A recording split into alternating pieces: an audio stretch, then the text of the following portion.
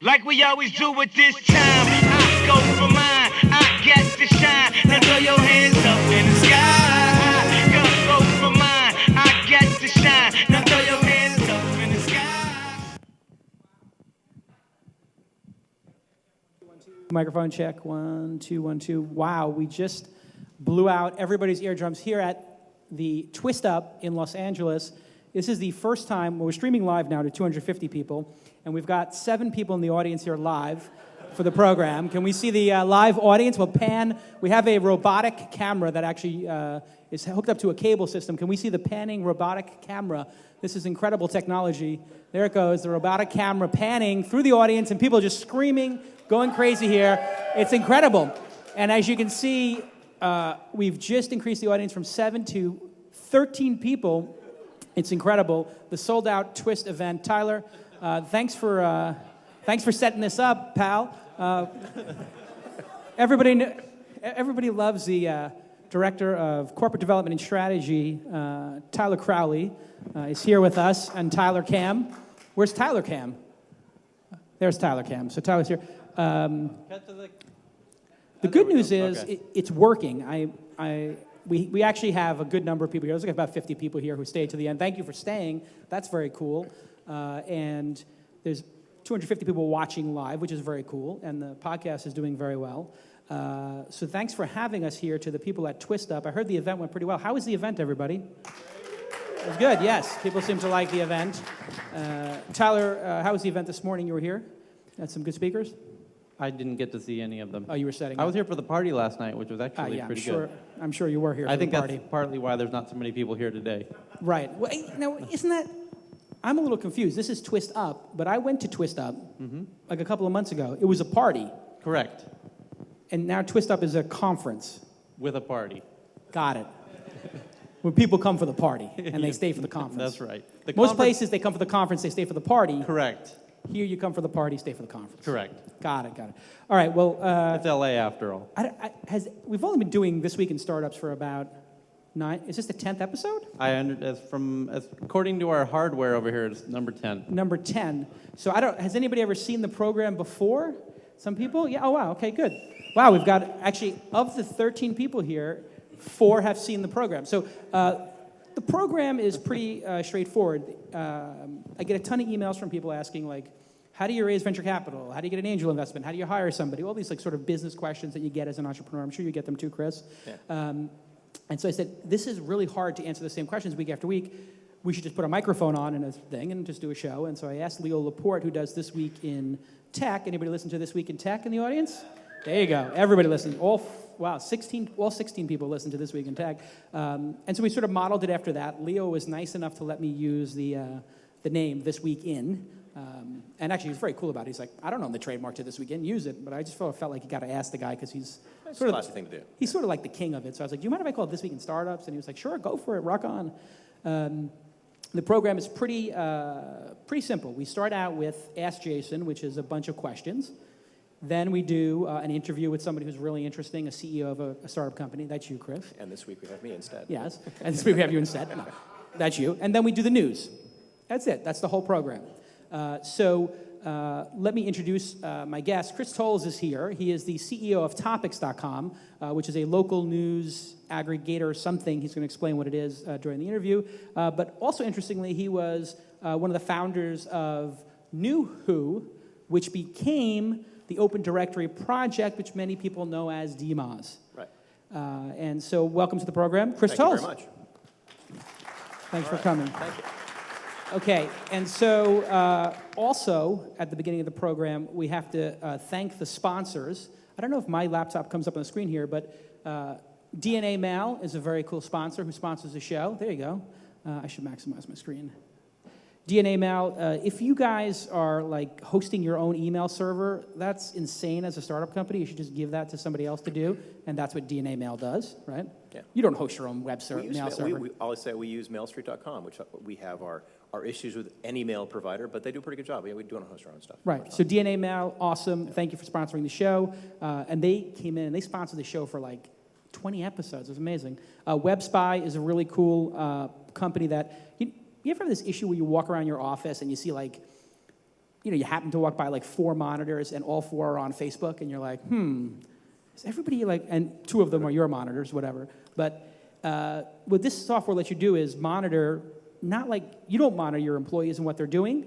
No, not at all. Why would No. I want to do that? Right. It's frightening Here's that what you that do. would have to be. It actually lets your employees see what percentage of time they're spending on different sites themselves, so they can sort of self-regulate, which is sort of a better way of doing it. A lot of these places block stuff, but it just gives you feedback, like, hey, if you spent 8 hours on Facebook this week, and that's not what you do for your business, you might want to do some other stuff. So, and it lets you block sites and all that kind of stuff. So very cool software from WebSpy. And of course, Ustream is a sponsor. And Ustream is a very interesting company. Did you see Stefan Marbury on Ustream this week? No, tell me about it. What's going on? Did anybody see Stefan Marbury formerly of the Knicks? Well, oh yeah, and he's on Justin too. He's actually doing both. Somebody saw it, right? He was eating Vaseline on Ustream. He had a sore throat, and he's like, my friend's mom told me you eat Vaseline and that will make your throat feel better. And he takes some Vaseline and he swallows it, but he was up for like 48 hours straight talking on Ustream. He's gone crazy, or it's the most brilliant thing ever. Okay. And then he was 48 crying. hours straight, I would think, is a different result from eating the Vaseline, but yeah. Well, the people were speculating, like, is he high or something? I'm trying to think about the general way to say that, but or severely laxated, but one of the two. Or he's just crazy. I mean, but it was interesting and disturbing. Is that part of the news segment? Do we have the video of him crying, by the way? We have to pull that up on YouTube. Stefan Marbury crying on Ustream, going insane, and we'll put it during the news segment. People have to see it. But let's go straight to Ask Jason, the segment that most people say is their favorite part of the show. Right. But this week is a little different because this is the first time we've done it with a live studio audience, so we're going to be doing the questions live from the studio audience. So somebody has to have a question Someone has about running a startup company. A startup-related question. Startup-related question, running a company or something like that. And I think we have one in the can. Don't we have a question in the can that somebody asked over Skype this week? That's correct. Let's start with that question. This way people can think about. So just a little to pump it up.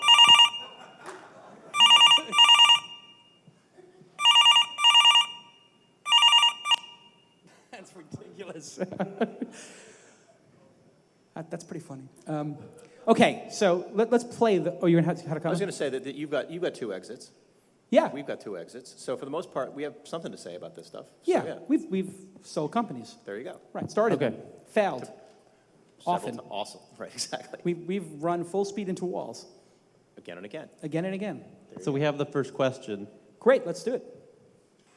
Hi Jason, my name is Ben Langfeld and I'm a student in Manchester in the UK.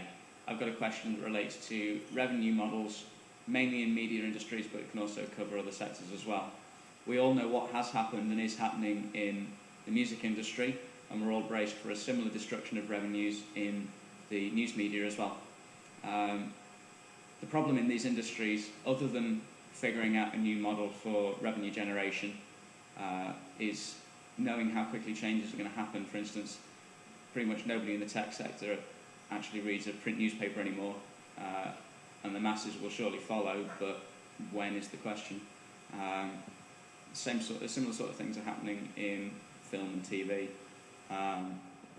Obviously, the best tool that an entrepreneur could ever wish for would be a crystal ball, but seeing as they're pretty rare, my question is this: how far in the future should an entrepreneur try to predict trends, and where should the line be drawn between entrepreneurship and economics? Thanks, Jason. This actually is good. It took them a while to get there, but it's actually a very good question, which is how far out should your startup be? Because if you're too far out of where the future is, you're going to not capture. Pave the way for the next guy to win, right? Basically, first guy up the hill gets the arrows. Right.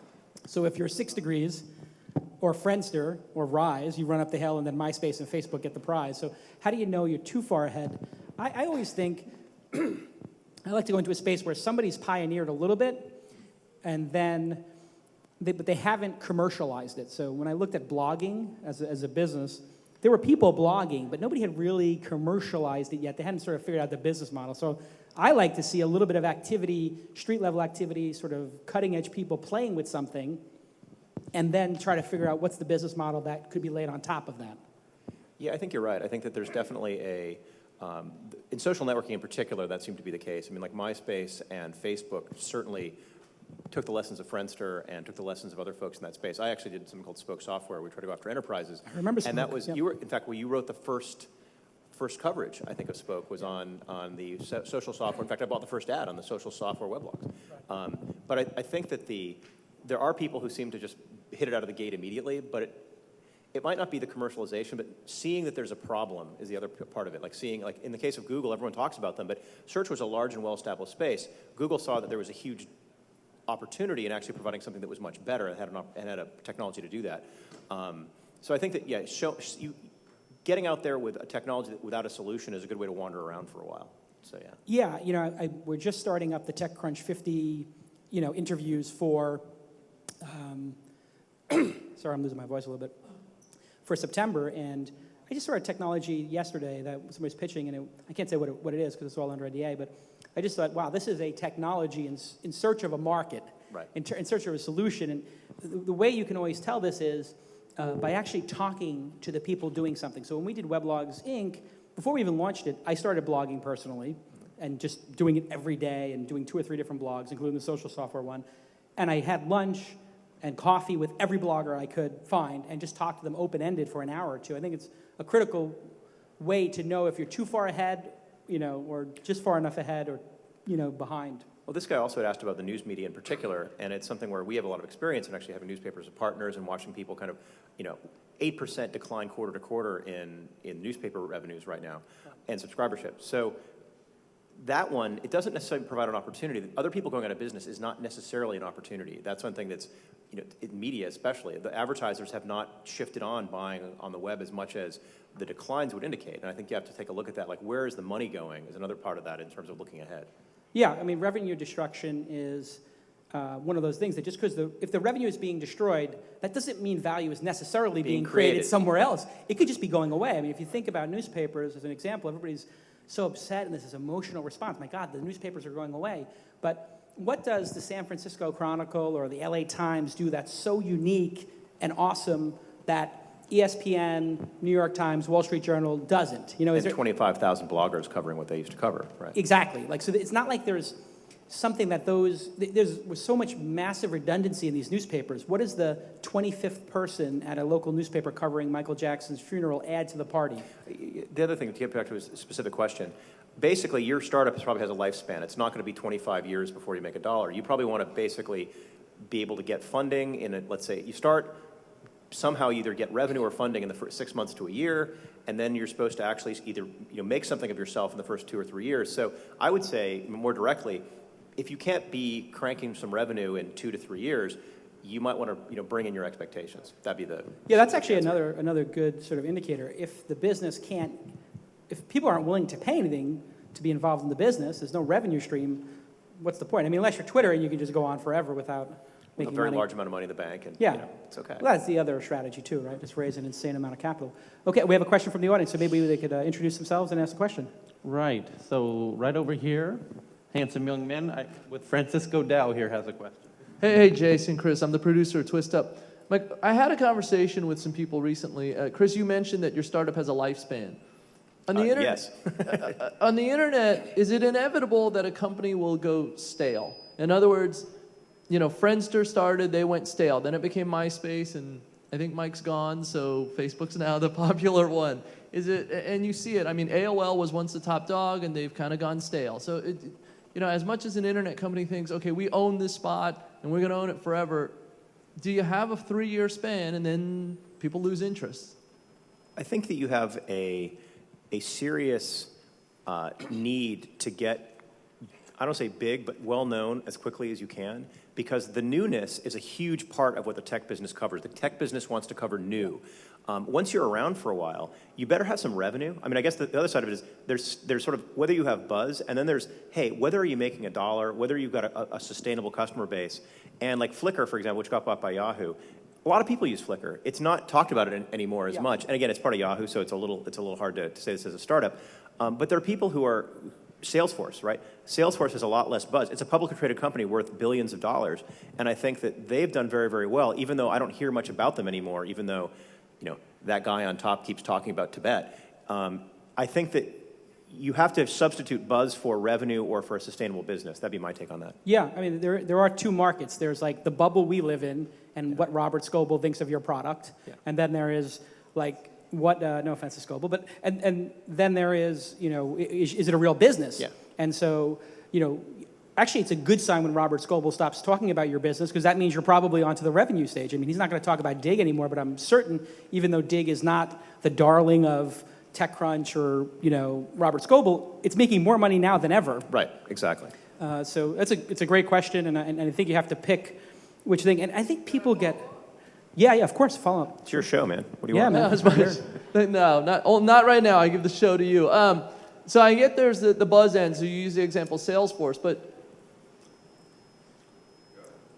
let's use MySpace. When the buzz ended, the revenue also, I don't want to say it ended, but it's not what it could be or should be. Social networks are sort of a different beast. I mean, a lot of people make the comparison to clubs, and like people like to move from one to the other. Dana Boyd has done a lot of sort of research on that. You know, it is sort of like that. And then there's this process in social networks where you get highly engaged when you first join, because you have to add your friends, and you do that whole, like, adding my friends, setting up my profile, the sort of busy work of social networking. And so then the question is, after you do all that busy work, is there something still there to keep you there?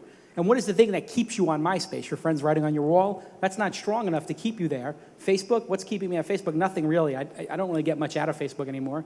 And what's the thing that keeps you on Twitter? I think it does have something sustainable. It's a communication medium. So what are your thoughts? Because you had Spoke. So I think that in the case of, Spoke, we did this enterprise thing. It turned out to be probably not the best way to make a lot of money. But on that particular question, I think MySpace is really interesting. It used to work for Jonathan Miller. I mean, they've recruited in a whole different team of people, making it a totally different company.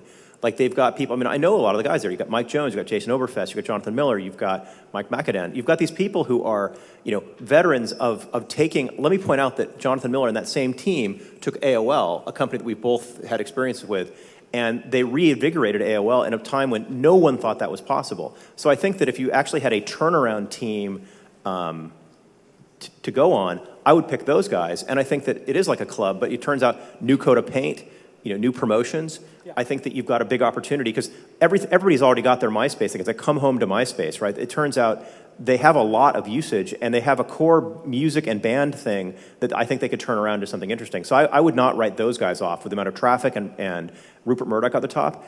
Again, I wouldn't write them off. I would say that they have a huge chance of coming back. Yeah, I give them some pretty good chances because you've basically just totally put in a new group, but you have a certain window. I mean, it's sort of like the AOL dial-up subscribers were going down from 30 million, and now it's whatever, single-digit millions. Yeah. And you have that amount of time to try to change it and do something, which is what I was trying to do with Netscape. Yeah, there's a window. I agree. You know, the Netscape audience was people who didn't know how to change their default browser setting, homepage on their browser. This is a really great audience to inherit. I have no idea why I took on that project. But it was, 6 million people, and then you try to reinvent it and sort of plateau it. That's what they have to do. What are these people going to do? And music seems to be why a lot of people go there. Year and a half to make this work, and that's a reasonable operating window. But you're right. I think that at some point in time, it's whatever happened to MySpace and their VH1 special. Yeah. But in the meantime, there's this huge number of page views that they have to try to reinvigorate. And you had a challenge with Netscape. You tried to change the audience and doing something completely different. Right. MySpace just has to get people to do kind of what they were doing before and hopefully think that they're cool about doing it. That's why I think casual games like Zanga and what those guys are doing, if they just made, because the MySpace audience is sort of younger or whatever, if they just got them doing casual games and virtual currency and going crazy like that, they would really become sticky, and there'd be something for them to do when they come to their page. Go play poker, or have something social at all, because MySpace really became a self-promotional vehicle instead of being a real social network. It was sort of like, almost like what Twitter is. I mean, I think that you could do a lot with Twitter because it's an opportunity to say, hey, come and check out a larger piece I did on MySpace. It could become easily a default platform if they were able to get it to the people who are in a different place than the Twitter audience is now. Sure. Let's take another question. Another question here in the audience. This guy looks kind of familiar. You kind of look like Don Dodge. Yes, I am. Yeah. Hi, Jason. Hi, Chris. Don Dodge from Microsoft. I'd like to continue on that theme of looking into the future and how you identify those trends. Obviously, you don't have to be first, to be best. There's a long list of fast followers who have done very well coming after the initial pioneers. So I'd like to ask the question of both of you. Arguably, there are other companies who have done what Mahalo was doing or what Topix is doing before you started. So what new trend or what new angle did you see in your companies that made you want to go do your companies? Why don't you go first? And I'll think about the question so I can answer it. Thanks. Better. Appreciate first. that. Yeah, right. So actually, that is something we thought about. So we came out at Topix with a news product right after Google had come out with their Google News product, and so we clearly couldn't compete square on with Google in the news space with an aggregated news product without something else. What we did was categorization. So we had technology that clearly differentiated us and Google. Google is a search-based news product. We decided to be more of a directory-based news product where we'd have, in our case, 300,000 different news pages based on location and topic. And it turns out that when we launched that, we thought that it was going to be, the idea of being completely encompassing was going to be the big advantage. What we learned was that 50% of the traffic went to the 10% of channels that were aimed locally. And so it turns out that was really where we wanted to put all our focus, because it turns out that not only do you have to provide something of value, but you have to provide something of value that's different than other folks. And so focusing on the differentiation, in our case local, has been the place that has the most sustainable marketing presence for us. And it took us a while, and you have to have some courage, which we didn't have for the first 2 years of our product, to say, okay, let's really hone in on the thing that we're different.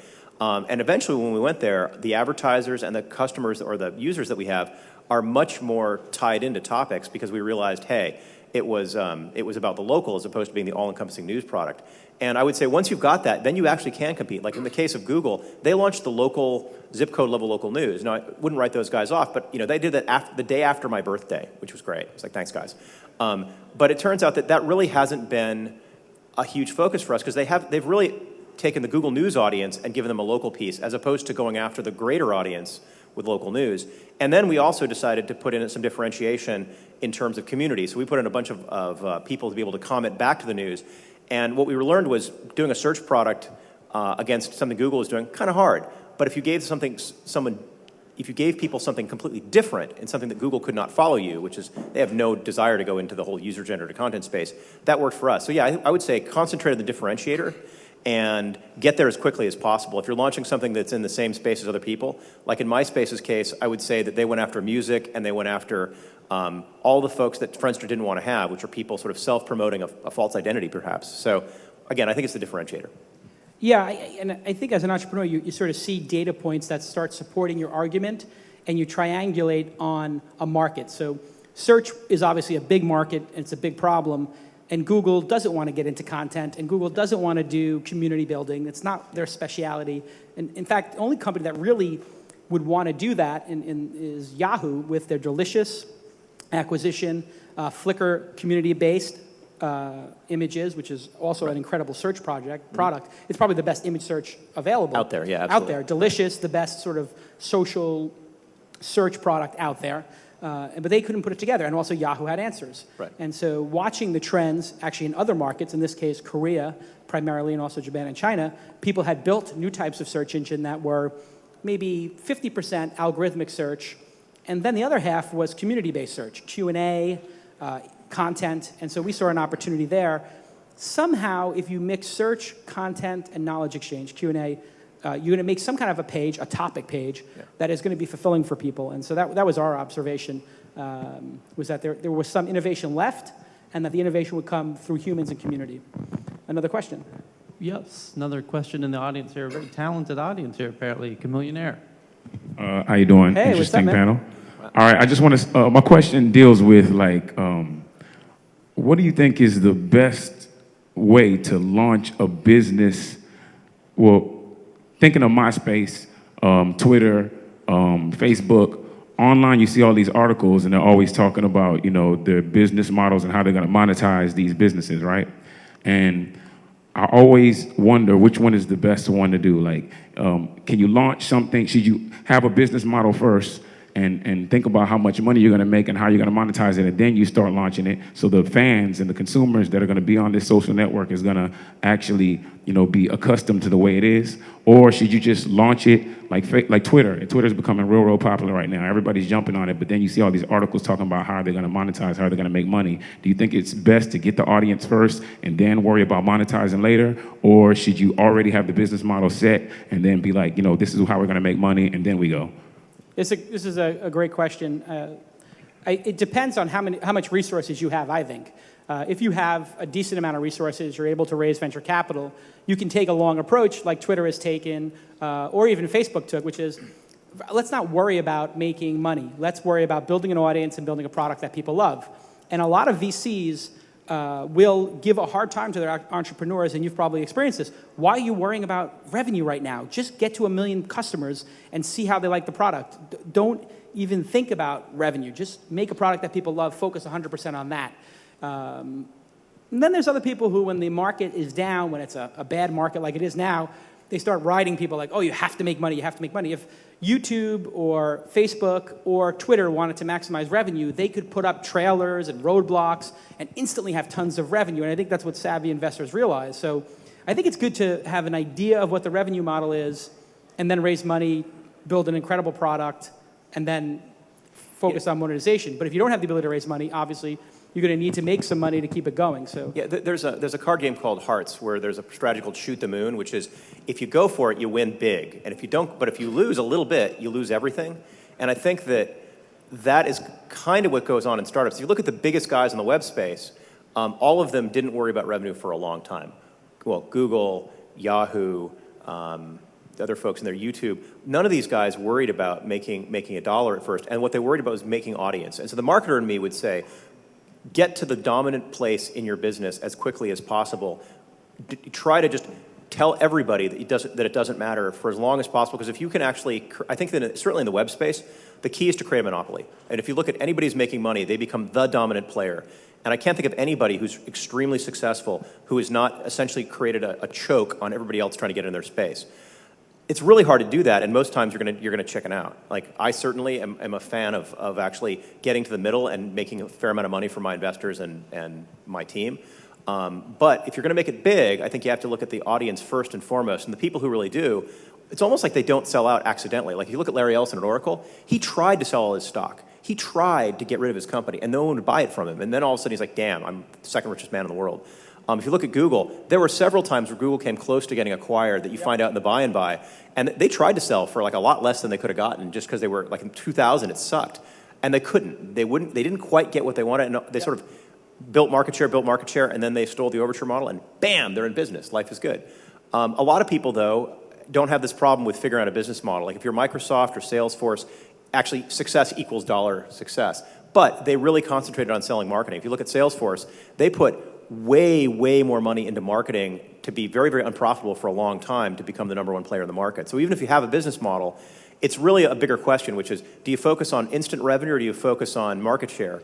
I would say to win big, you got to focus on market share. But for a lot of people, it's, hey, focusing on revenue doesn't suck, especially in this time. You kind of look at, hey, there's a real question here. If you can afford to fail, probably concentrate on market share. But if you can see, hey, I can make a little bit of money for my team, I'm willing to take a second place, then maybe revenue's good. Yeah, the last business I did, Weblogs Inc., and the business before that, Silicon Valley Reporter, I was extremely focused on revenue because I didn't have any investors, really. I had credit cards to put things on, and that's a great motivator and a great focus. So when you have that focus, you're going to be like, I'm going to find a way to make this model work. And every blog we launched, we had to have an advertiser or a sponsor on board ahead of the launch in order to get it there, which was an incredible amount of discipline. But I'll be honest, it's a lot easier to raise a bucket load of venture capital and just work for 2 or 3 years to figure it out. And I enjoy that model much better. It's a risk, right? I don't know if that, I know it's probably hard to believe, but Sequoia here? No. It's a lot easier to raise $20 million and then spend a couple years figuring it out, which is why I think the entrepreneurs who have that ability do it. And you know what? 5 years ago, before the Weblogs Inc. acquisition, I didn't have that ability. And after the acquisition, I did have the ability. So you know what? It's much better to just raise a lot of capital and then try. It's a different risk profile. And if you've got to make money the day one, it's a lot harder to take the kind of risk that's going to get you to that sort of top top of success. Yet it does provide that discipline. Like I heard Krista Wolf at the WPP board meeting once talk about how they had a culture of revenue.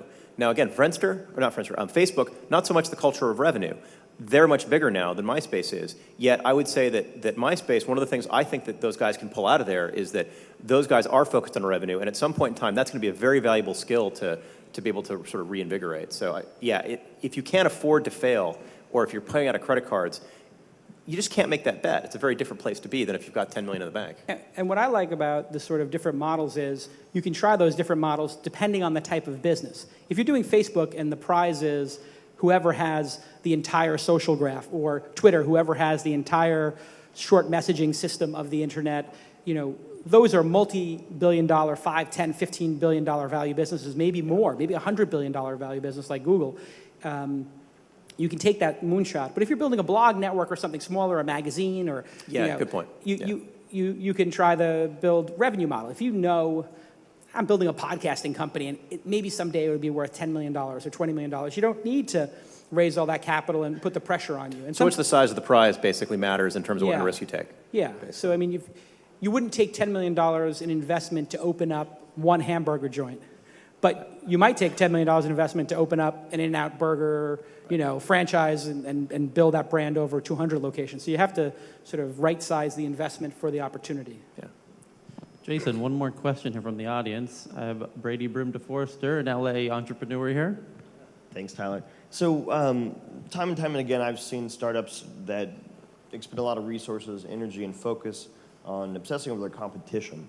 And I think that's pretty wasteful. What advice could you, both of you, give on kind of putting on the blinders and focusing on your product as opposed to trying to beat your competitors? That's another great question. You have to qualify competitors. I mean, there's competitors who are noise, and then there are competitors who are the real deal. So before we launched Mahalo, I had closed the money for the investment, and I'm in Brooklyn with my family trying to enjoy Christmas.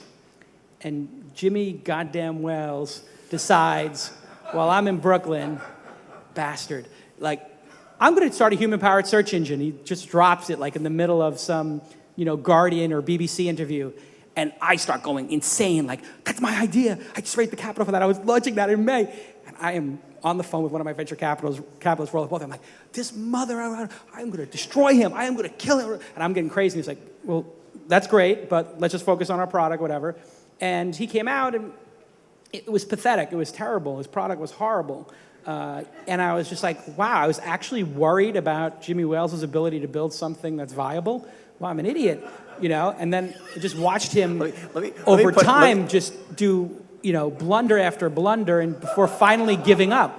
Let me point out that actually on stage with us today, there are very few people in the world that can take competitors and make them into a competitive advantage just for the sheer market share that you have to listen to the guy talk about his competitors. Jason is the #1 guy in the world to take a series of competitors and actually lever off of them for PR. I'm only fooling a little bit. He really is the best at this. It's the kind of thing, no one remembers Jimmy Wales' dumb startup. They really don't. But Jason can use this on stage to actually get 1,000 tweets out of it. And it's the kind of thing where understanding how to use competitors from the standpoint of where you sit in the marketplace and getting buzz is probably the best use of them, because internet startups don't put each other out of business. Lack of attention to your startup puts you out of business. Your audience is inattention to you. You are not going to be beat by someone else with the same idea. I can't think of a single place where, maybe that back in the days of VisiCalc that was true, but today, it's not a zero-sum game. I mean, because Facebook is winning or Twitter is winning doesn't mean MySpace is losing necessarily. They could figure out a way to win. But, I think there's a couple of ways to use competitors. And you pointed out a great one, which is the press loves a fight. Yeah. And so when we were doing Weblogs Inc., it was me versus Nick Denton. And, on the 4 categories which we competed, gadgets, cars, a couple of other ones, we crushed him. Engadget was always 2 or 3 times bigger. Autoblog was 2 or 3 times bigger than Jalopnik. And watch Nick say, this is great. So this is an example of perfect, 5 years later, you can make marketing out of this, which is, I really am. I'm just impressed. People love that. But then, that was serious competition, because we were competing there was a serious competition between Weblogs Inc. and Gawker, because we were competing for advertisers and competing for talent. And so he started talking about how when we first launched, it was going to fail, and here's why we were going to fail. And so I said, you know what, I'm going to rally my entire company around beating him. And that can be a very good way to use a competitor, which is, I use this inside of Mahalo, we have to crush Jimmy Wales. We have to study his product, every single feature he's going to come out with, we have to make one that's better. In that case, he was incompetent, and there was nothing in his product, that was worth using.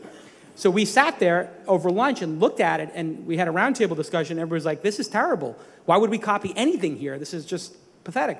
However, with Nick Denton, he did a lot of good things. And so we said, how can we inflict massive damage on him and make his life miserable? And the way we decided to do that was Peter Rojas was his best blogger. Gizmodo was his best blog. So we went. I took Peter out for sushi. I offered him equity in the company if he would quit and start Engadget. And that was the famous story of him quitting and coming to work at Weblogs Inc. I offered him something Nick Denton wouldn't, a stake in the company, which wound up being worth millions of dollars, which he earned. Actually, that is a great point. Is that one of the few places where there actually is competition is for talent. I think that is a place where that is the one thing between. I have a lot of friends who are great entrepreneurs. The one thing, it's like, don't poach my staff. It's like the kind of thing that is the one place where people really are competing. Because from an audience standpoint, my guess is the biggest viewership between Engadget would be Gizmodo and vice versa. Like, I doubt that you're going to not look. If you're looking at one, you're probably looking at the other. Advertisers maybe, but talent really is a big one. Yeah, and talent's a major, and that's like the kick in the nuts. Like if you lose your talent. So Peter's like, okay, I'm going to resign, and I'm going to, do it on this date, but I have to wait till Nick Denton gets back from vacation. I said, what? He said, he's going on vacation. I was like, when? He's like, this Sunday. I said, where is he going? He said, oh, he's going to Brazil. He was hanging out with Bjork in Brazil and these other famous people. I was like, really? What time is his flight? He says, I don't know. I think he said he's leaving like at noon or something. I said, find out when his flight is. He said, okay, the flight's like, so he goes and he finds out when he's leaving. And it was noon or something. I was like, so I go on and I look at the flight schedule. How long does it take to get to Brazil? I was like, whatever, 10-hour flight. I was like, great, send the email at 4 p.m. I want him to get off the flight, and the first thing he sees is your resignation letter. I want to ruin that guy's effing vacation. And it's exactly what we did, gangster style, boom. And Nick and we're good friends now. However, actually, in all sincerity, we are, and we cherish the time when we competed in a way that like Michael Jordan and Patrick Ewing did. In that analogy, he's Patrick Ewing, no rings. I'm Michael Jordan, 6 rings. But and we love each other's company, and I actually respect him as a colossal entrepreneur and competitor because he was just awesome. We had Hackaday. He launched Lifehacker. Lifehacker became 10 times bigger than Hackaday, and he nailed it in that case.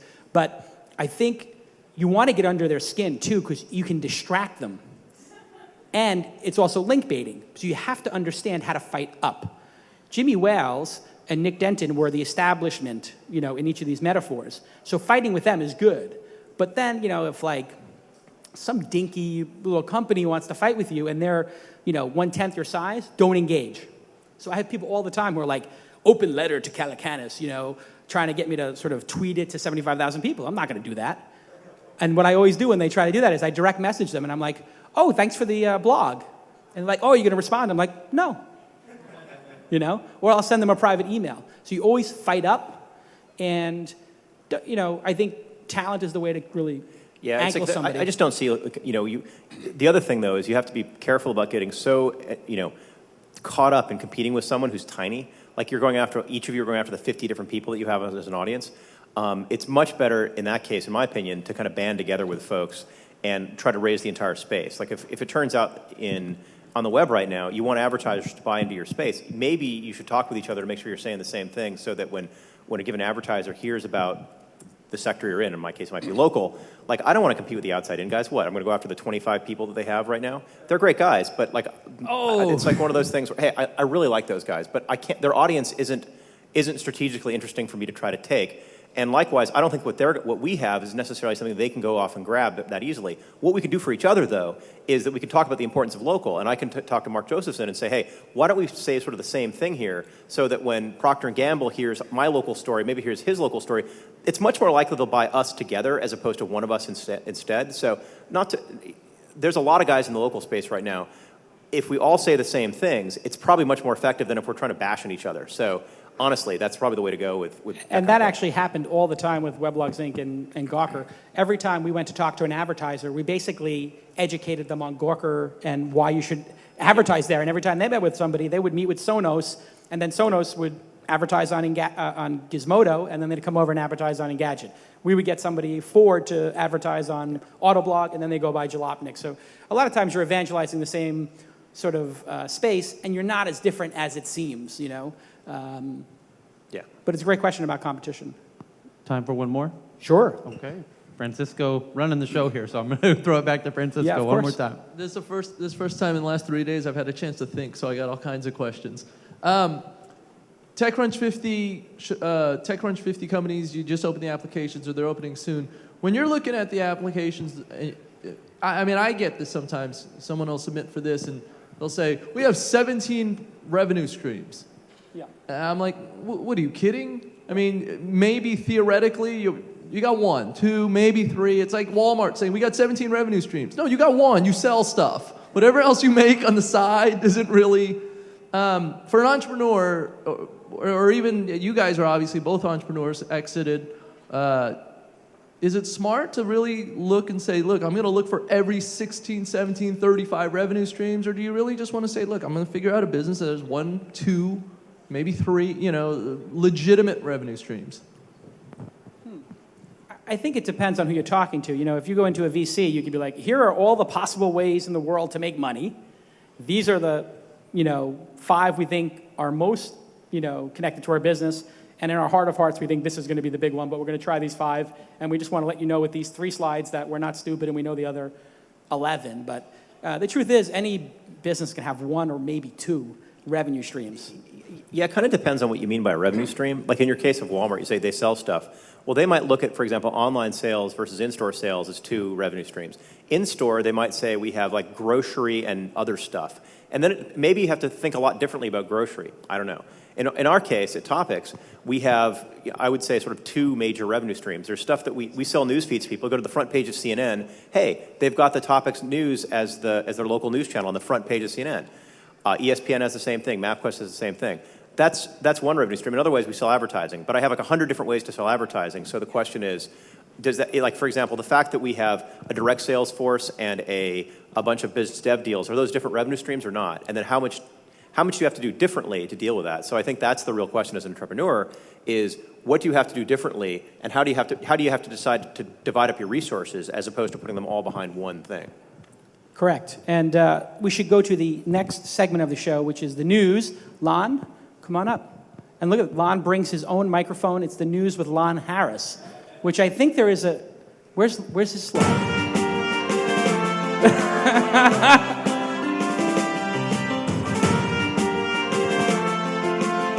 Those interstitials kill me. Those things kill me. Very good.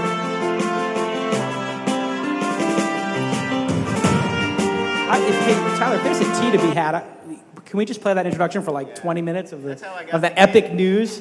Hey, can I get a tea at some point if there is one available? Starting off the news, we have a very big special announcement. Really? Which a lot of people were asking me about, so we're going to make a special...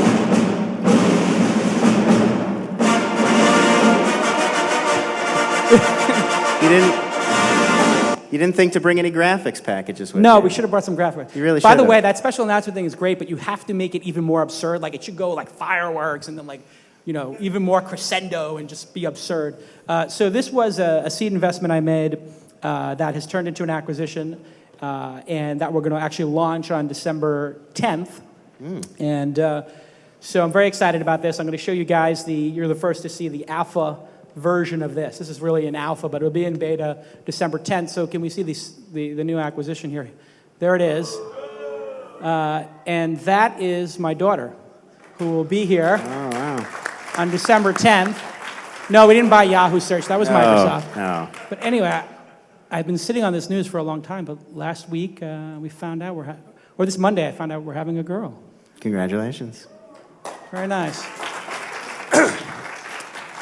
And I'm scared to death. Names? You have names? We're going over names right now. My wife likes the name London for a girl, which I can tell by the audience reaction, they love it. Somebody likes it. So I don't know, but do you have kids? No. No kids. Basically, my career as an entrepreneur is over. No, actually, I'm really excited about it. Man, because now you need to step up and make the dime for. I got to your make daughter. some cash, Exactly. yes, and I have to also start working on nursery schools and college applications this week because, from what I understand in Los Angeles, that if you wait till the birth to get into a good high school, it's not going to happen. But anyway, that's my big news. Sorry for some people thought we got bought. Oh, thank you for that.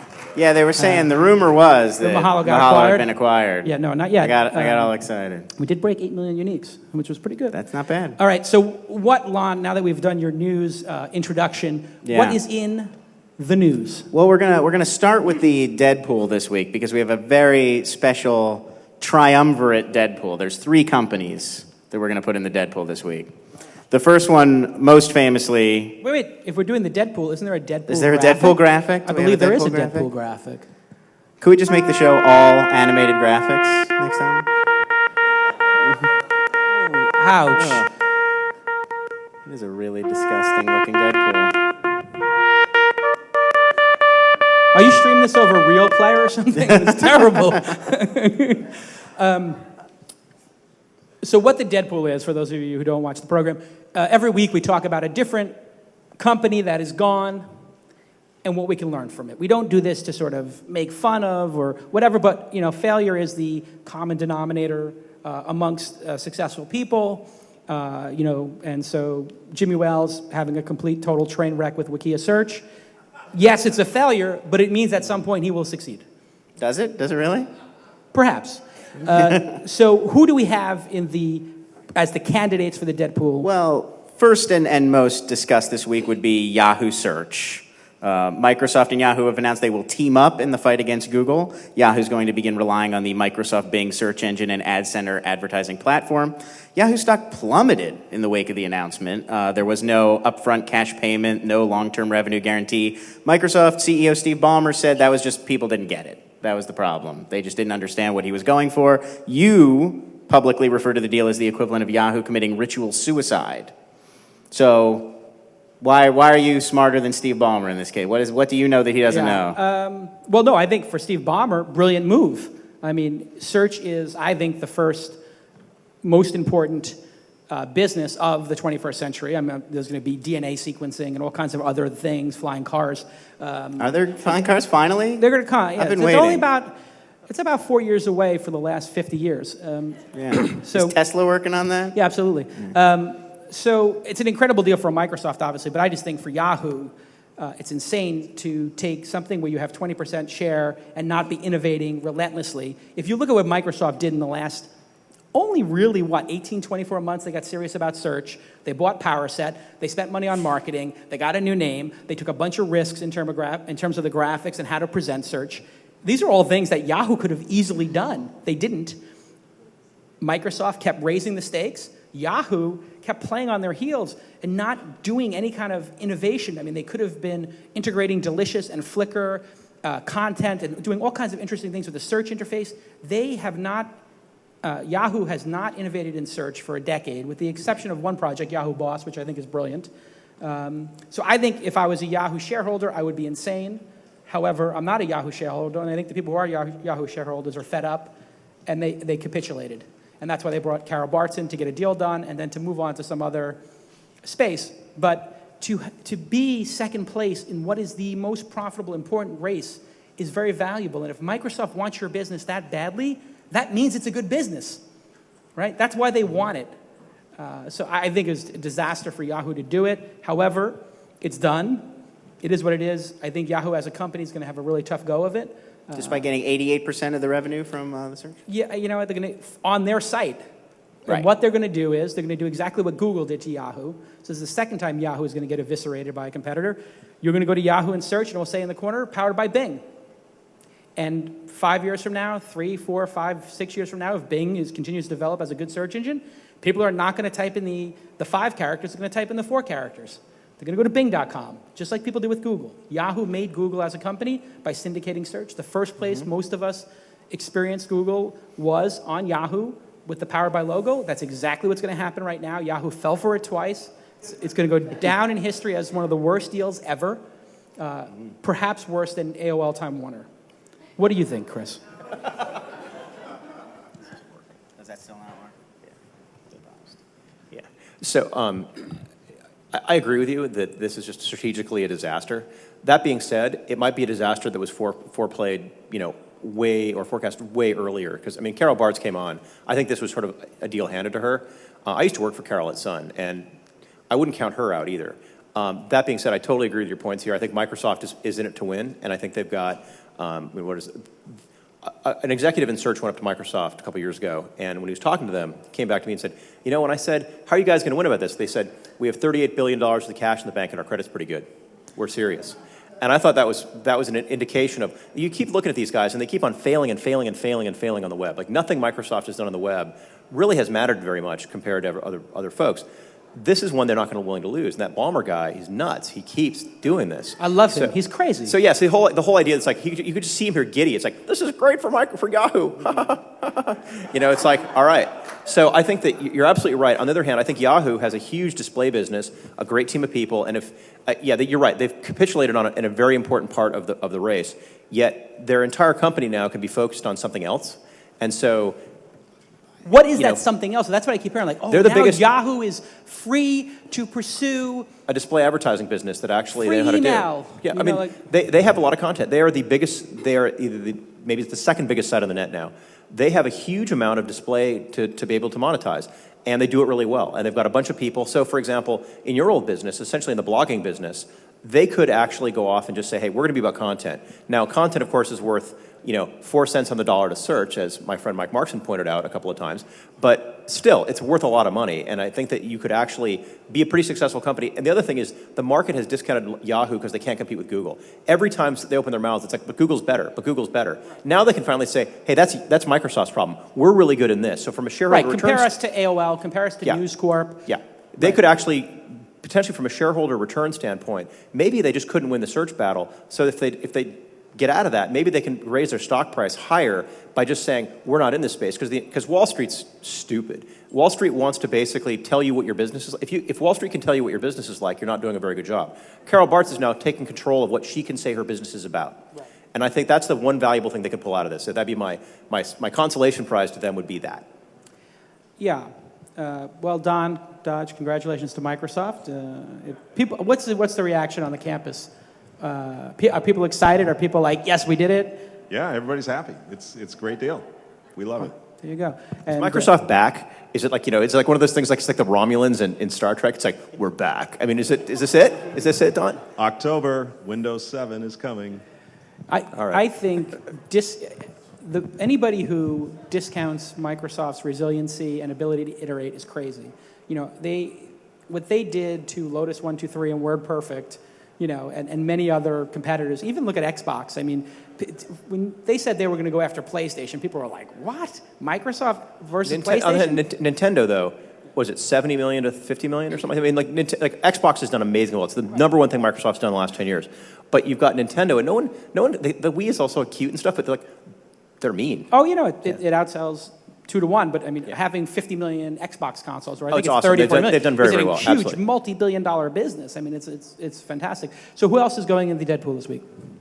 Our second Deadpool company is Sequoia-funded search startup SearchMe. The site employed what they called visual search. You would sort items into categories, and then users could scan through big pictures. It sort of looks like when you're scanning through albums on your iPhone. You get those really big, nice images of the web pages before deciding what to click. CEO Randy Adams calculated he'd need $100 million to get the site off the ground. He just couldn't get the financing together in these dark economic times. The site went down on July 24th, and now it redirects to Google. He has said he may reapply this same technology one day to broadband TV systems.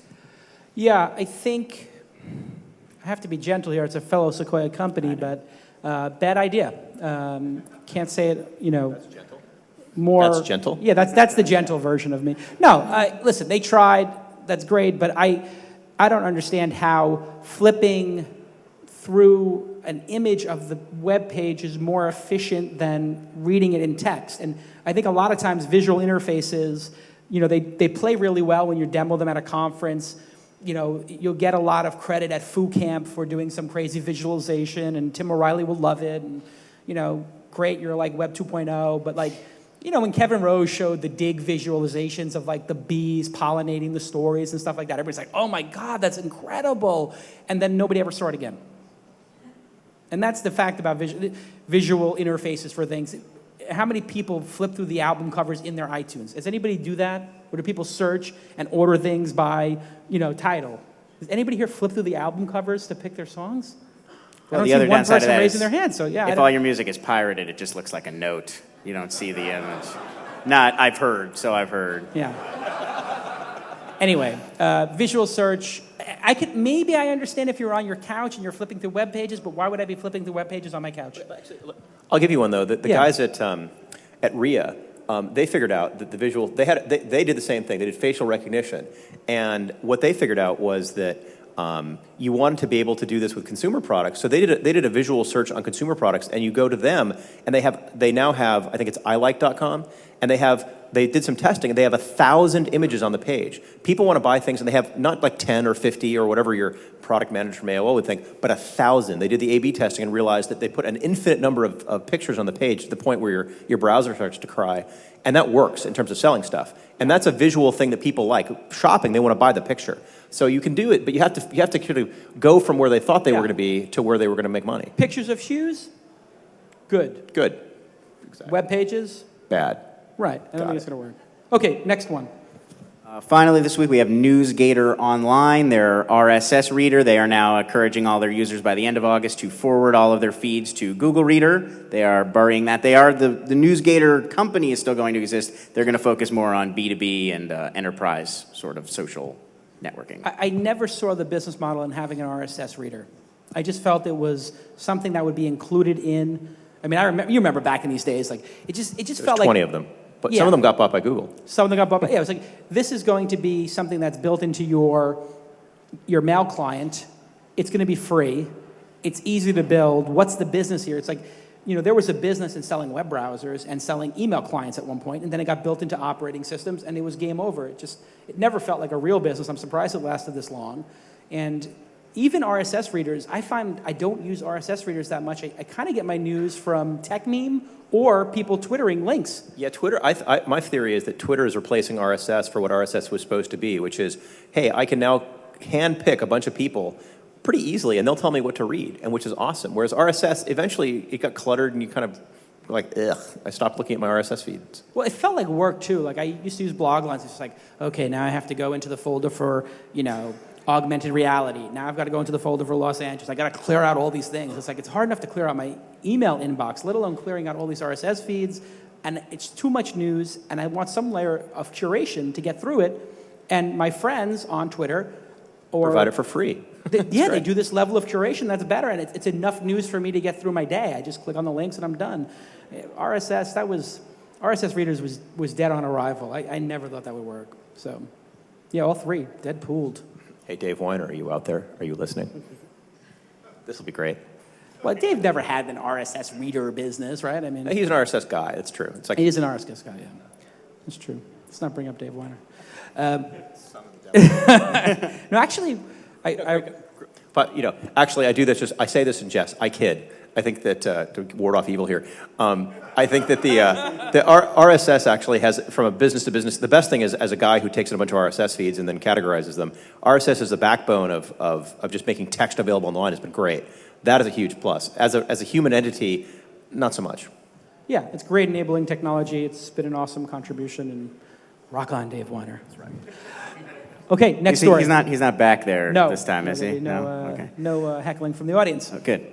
Next one, AT&T this week blocked portions of the infamous internet forum 4chan from its ISP customers, and then quickly turned around and unblocked the site, although before they got a chance, 4chan members did start spreading rumors that AT&T's CEO had died in hopes of tanking the stock.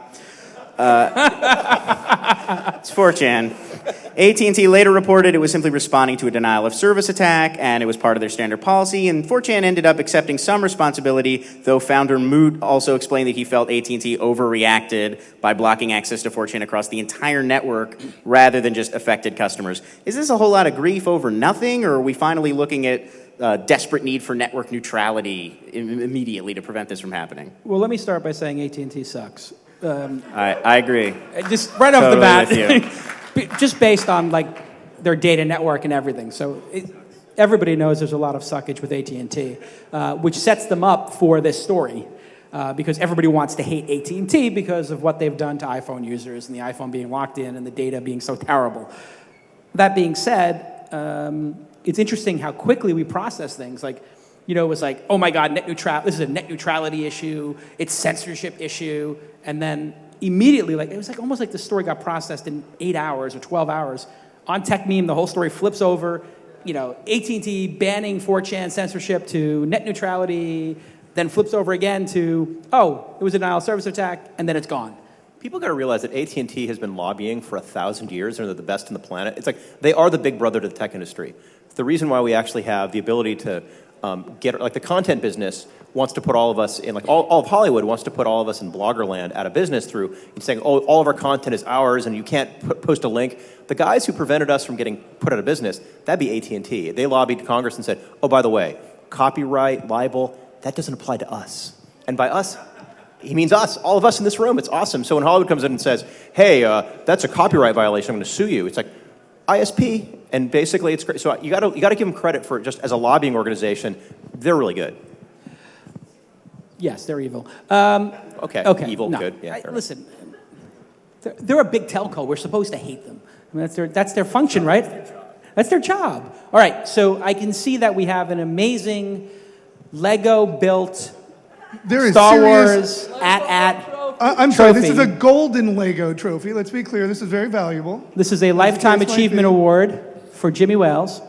Actually, if I could get that slide queued up over here for the stuff. So, as you know, we had a couple of show-offs present here, and I'm here to represent the other judges, Brady, Andrew, Neil, and Mark. Thank you very much. And we had to come up with a couple of good criteria on which we were going to actually judge the show-off winners. And really, we're looking for the ones that were really innovative and had long-term potential more than anything else. We did consider the bribes last night. The cupcakes almost tipped it in the favor of Bake Space, that's for sure. Those were very good. The vodka from Streamy is very good as well. Thank you for that. The kissing of my ass, it didn't work too much. But ultimately, in looking at things, we saw that the best potential was really coming back to what was the independent favorite, even before we consulted with one another, which was Expense Bay. So if we could get Expense Bay up here right now. Eric Sokola, like to, come on up. Congratulations. And really, as we said, the thing is that Expense Bay addresses actually a real problem and solves it. They understand the freemium model very well, and they have a real good path to revenue and potential acquisition one day, but also possibly sustainable on their own. So congratulations. Thanks, guys. Congratulations. Now, before I hand you this trophy, I got to tell you, it was built, but it has not been glued. So it could fall apart at any time. So there you go, carefully. My son's going to have this. Actually, maybe you want to hold. So Eric, if you want to say a few words. And hold. My son's going to have this thing ripped apart by probably the first 30 seconds. But thank you very much. I appreciate you guys coming out and letting us participate in this. I want to thank all the judges, and also wanted to thank all the other Twist-Off show-ups. Really actually met some great people here. And expensepay.com. Hopefully you can sign up, put your expense reports on autopilot very, very quickly. It does your expense reports for you every week. Excellent. Congratulations. Let's just be clear, all the other show-offs. Oh, yeah. Congratulations to Expense Pay. Thank you very much. On winning. Do you know about them? I do now. No, you do. Check them out. And just so you know, whoever does my expenses, please use Expense Pay immediately. For all the other show-offs, there were some really good companies out there, really good to see. But again, focus on that, entry into the market, very important. Addressing a real problem, really important. And putting the right presentation together, too, which you guys did a great job with. So thank you very much, and congratulations. Thank you. Appreciate it. Excellent. Thank you, Jason. Take care, guys. Expense Pay, expensepay.com. Everybody should tweet right now, congratulations to expensepay.com. I love doing commercials. It's like my favorite thing in the world. I created actually a new advertising format for This Week in Startups. Your Twitter feed? Yeah, basically what I do is I ask the people who are fans of the show to say thank you to @WebSpy, @Ustream, and @DNA Mal. And then I say, whoever thanks them right now, I'll give them a free ticket, one of those people, to TechCrunch 50. That's like, I don't know, $28,000. What does it cost to go to TechCrunch 50? How much does Mike Arrington charge? I think it's like $2,000 or $3,000. So we'll go through, Alex will go through the Twitter search for Pound Twist, and whoever wins, whoever thanks the sponsors, will give them a ticket to TechCrunch 50. So let's get through the last couple of stories here and let everybody go to Universal City for beers or something. What do you do in Universal City? What exactly is in Universal City? It's like a big mall. It's a big mall? Yeah. All right, so we'll go to the mall after. Get some Cinnabon. Yeah. A little Cinnabon? What is that with the Cinnabon? There's like 1,200 calories in a Cinnabon or something? Yeah, but they've got they are one of the few people that market by smell. I know. They have the fans that take the Cinnabon odor across the entire I mall. feel like it's when amazing. I walk by that in the airport, that I have sugar residue in my nose. Like, I feel like I have to sneeze cinnamon. Anyway, that was an interesting interlude. Next story. Oh, yeah, microphone would be good. I don't have one. Let's do one more. New startup, LolaGift, simplifies office pools. You send all your coworkers a single link. They can donate funds. They get mailed out as a check or put on a Visa check card. And the site makes money by charging $5 per pool and then holding the deposited money in a bank account till it's cashed out. And the interface is super simple. It sort of looks like Evite. So does this put the people who are always collecting money for something at the office at an unfair advantage now? You're collectivizing it. You're making it so simple. How do I get out of it? They shouldn't allow people to do this stuff at the office. That's my feeling. It's just too much with the everybody's got a kid and they're selling chocolate bars. It's just too much. And well, just now, I mean, before you could just sort of dodge that person in the hallway. It's the reason why I don't use Facebook anymore. Like, I go into my inbox on Facebook or my invite, and it's like every single person is inviting me to a cause or this cause or that cause. You know what? If you have 100 friends and everybody's got 2 or 3 causes, it's like thousands of causes you have to support. I can't support every cause. Stop asking everybody to be concerned about your cause. I don't know. It just feels like too much, I think. It's like oppressive, the number of people asking you to save the planet. It's depressing. I don't give any money to anything except for I give double the tip every time I go to a restaurant. That's not true. Wait a minute. You've actually asked me for money before. I've never asked you. For your high school in Oh, Brooklyn. that's true. I do. All right, so that's true. I donate my speaking fees to a high school in Brooklyn There you go. for kids to do stuff. But anyway, we don't talk about that too much. But anyway, I just think asking people is too much, and it's annoying. I don't know. What do you think? I think you've got a softer heart than all that, Jason. I think that you're probably actually a soft touch, and you're just putting this out as a public plea not to ask you for money, which is a fair thing to do. I think the causes thing actually is interesting if you can actually make this more efficient. I'm not sure about these guys in particular, but I think that the field of trying to streamline this, I mean, if you go look at the inefficiency in the nonprofit sector, it's pretty large. I think people do want to take some of their, if they've done well, I think that they want to vector some of that resource into something more uplifting. But it's hard. Sometimes it's hard to do. So I do think that there's a space for this. Again, I don't know about these guys in particular, but I think that making that more efficient and using the web for that, certainly there's a space for it. Whether or not it becomes oppressive is kind of a design issue, I think. Yeah. So as we sort of get ready to wrap up here, let's talk a little bit about Topix. People, I don't know if everybody knows your site, but it's over 10 million uniques per month. Yeah, we actually have 120 million page views. We're actually the second largest. If you count us as a newspaper, ComScore has us as the second largest newspaper after the New York Times. So we're pretty big. So can you pull up my page? You can pull up my laptop, right? There you go. So here's Topix. I'm signed in here, and I got Santa Monica News. Yeah. So are you trying to solve this local news problem when all the local newspapers go away, you aggregate everything, and I just do everything here? Sort of, in the sense that Santa Monica actually has a lot of good people to cover it. I mean, everybody from the LA Times, the LA Weekly, to the LAist.